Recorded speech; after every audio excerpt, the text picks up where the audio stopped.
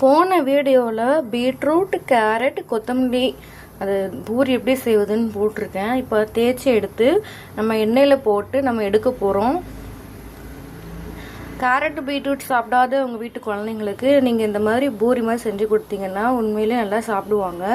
Try பண்ணி பாருங்கள். இப்போ நான் பூரி போட்டு எப்படி வருதுன்னு உங்களுக்கு காமிக்கிறேன். இது வந்துட்டு பீட்ரூட்டு, கேரட், இது வந்துட்டு கொத்தமல்லி இலை. இது எல்லாத்தையுமே நான் தேய்ச்சி எடுத்து வச்சுருக்கேன்.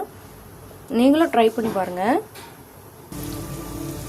பீட்ரூட் பூரி போட்டாச்சு.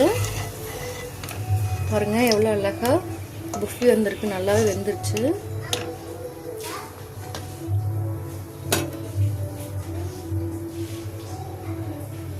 அடுத்தது நம்ம கேரட் போட போகிறோம்.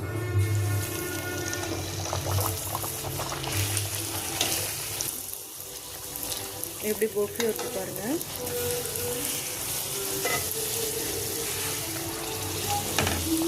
அடுத்து கேரட் போட்டிருக்கோம். கேரட் பூரி.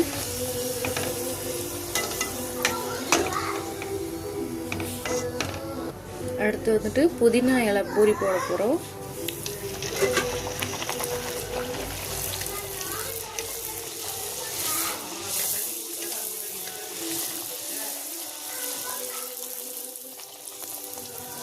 நல்ல புஃபி வருது பாருங்க.